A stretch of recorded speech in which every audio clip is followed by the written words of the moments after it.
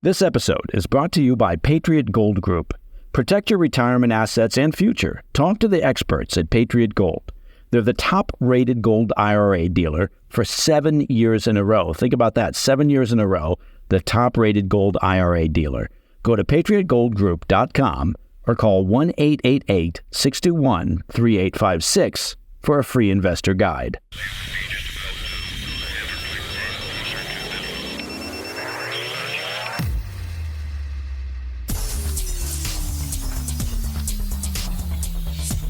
It's Thursday, 23 May. Welcome to the President's Daily Brief. I'm Mike Baker, your eyes and ears on the world stage. Let's get briefed. Today, we'll start things off with a troubling report from the Pentagon. They believe that Russia has launched what they're calling a, quote, counter-space weapon into low orbit last week, which may be capable of targeting U.S. satellites. Word is that it's not quite as diabolical as Dr. Evil's Alan Parsons project, but it's close. Later in the show, the Lithuanian government is accusing Russia of another hybrid operation and potential escalation after Russia revealed a plan to unilaterally change its maritime border with the Baltic nation and with Finland. Yeah, we'll just move that border and call it good. Thanks, Lithuania and Finland. Plus, we'll examine the U.S. efforts to deliver aid to besieged Palestinians in Gaza amid reports that truckloads of aid aren't reaching the enclave civilian population. And in today's back of the brief, we have a disturbing report from the border. As the crisis unfolds, suicides among U.S. Border Patrol agents are increasing, raising concerns about the impact of the porous and chaotic border on U.S. law enforcement officers. But first, today's spotlight. Russia has launched a satellite believed by U.S. intelligence officials to be capable of inspecting and attacking other satellites. The U.S. Space Command reported this week that this Russian spacecraft is currently trailing a U.S. spy satellite in orbit. Seriously, there's just no end to Putin's shenanigans. A spokesman for the U.S. Space Command, which is similar somewhat to Starfleet Command, told Reuters, "We have observed nominal activity and assess it as likely a counter-space weapon presumably capable of attacking other satellites in low Earth orbit," end quote. The spokesperson said the satellite, called the Cosmos 2576, that's a catchy name, was launched on 16 May from Russia's Plesetsk Cosmodrome, say that 3 times fast, about 500 miles north of Moscow.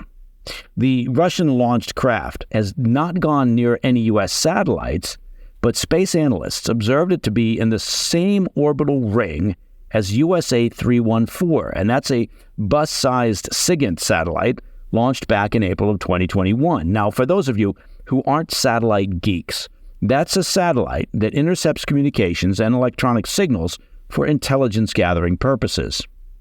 The Russian satellite appears to be trailing the U.S. spy satellite's orbital path at a faster speed, suggesting that the two will eventually come into closer proximity.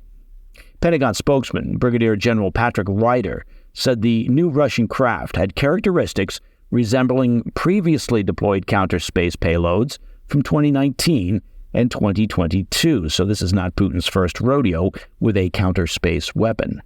The Kremlin has acknowledged the launch, but has been tight-lipped about what it launched, with Russia's state space agency only saying that it was done in the interests of the defense ministry of the Russian Federation. Russians are, however, dismissing the idea that they've launched a weapon. The Russian deputy foreign minister told the Interfax news agency, quote, "I don't think we should respond to any fake news from Washington." He added that Moscow opposes the deployment of strike weapons in low Earth orbit. Now, earlier this year, the White House revealed that Moscow was working on a new satellite that could carry a nuclear device, and Russia's development of space weapons has led to repeated diplomatic clashes in recent days. Over the past month, the U.S. and Russia have both proposed rival non-proliferation motions at the UN Security Council. Just this week, the UN Security Council shot down a resolution introduced by Russia and China that would ban member states from placing weapons of any kind in outer space. 7 nations, including the U.S., voted against the proposal, with U.S. Deputy Ambassador Robert Wood calling it, quote, disingenuous. A similar ban was proposed back in April by the U.S. and Japan. Now, that resolution in the UN Security Council was also struck down, with China abstaining and Russia voting no. The UN, as useful as side pockets on a cow. All right, coming up next, Russia is being accused of a hybrid operation and potential escalation over plans to unilaterally change its maritime border with Lithuania and Finland. I mean, if you're willing to invade another country and spend years engaged in brutal combat for a massive land grab, unilaterally redrawing international maritime borders, well, that shouldn't be any trouble at all. Plus, we'll have more on U.S. efforts to deliver aid to Palestinians, amid reports that aid isn't actually reaching Gaza's civilian population. I'll be right back. Welcome back. A NATO member is warning that Russia has launched a new, quote, hybrid operation in the Baltic Sea, in a move that appears to show that Vladimir Putin's territorial ambitions extend well beyond Ukraine. Well, that's shocking. A draft decree from the Russian Defense Ministry, quietly posted on the Russian government's website on Tuesday, seemingly revealed that the Putin regime's intention is to unilaterally alter their maritime border with Lithuania and Finland in the Baltic Sea. Specifically, it outlined plans to appropriate inland sea waters in the eastern part of the Gulf of Finland, as well as Lithuanian waters around the Russian province of Kaliningrad, according to a report from the Kyiv Independent. The decree, which says the redrawn borders would be made official in January 2025, would be a significant escalation by Russia that would pose a direct threat to key NATO members. Officials in Finland said they were watching the situation closely and awaiting greater clarity on the potential threat. A spokesperson for the Lithuanian Foreign Ministry, however, warned that Russia was engaging in a, quote, deliberate, targeted escalatory provocation to intimidate neighboring countries and their societies, end quote. Lithuania's foreign minister later added, quote, another Russian hybrid operation is underway, this time attempting to spread fear, uncertainty, and doubt about their intentions in the Baltic Sea. This is an obvious escalation of NATO and the EU and must be met with an appropriately firm response, end quote. Well, I've got an idea. How about NATO tells Putin, no, you crazy bastard? Kremlin spokesperson Dmitry Peskov addressed the issue with reporters on Wednesday. He's always good for a laugh, claiming any proposals under consideration regarding Russia's maritime borders were not political in nature or directly related to the war in Ukraine. He painted the issue as a security consideration for Russia, given the shifting power structure of the Baltic nations. State media in Russia also published identical articles on Wednesday morning, citing anonymous military sources who claimed Russia had no official plans to alter the borders in the Baltic, according to a Politico report. Now, just hours after Peskov spoke with reporters on Wednesday, however, Russia quietly deleted the decree from their government portal without explanation. As a reminder, Putin has suffered a number of setbacks in the Baltic region since his invasion of Ukraine, and that's an area where Russia once enjoyed strong diplomatic ties.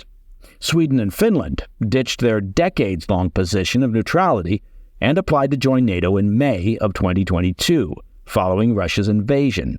Finland was formally accepted into NATO in April of 2023, and Sweden in March of this year.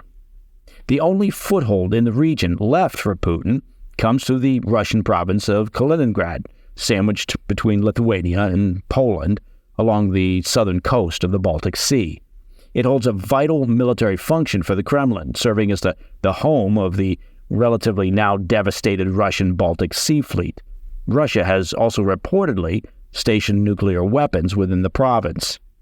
With the Baltic now virtually surrounded on all sides by NATO, well, we suspect there's little that Putin wouldn't consider in his attempts to undermine stability in the region.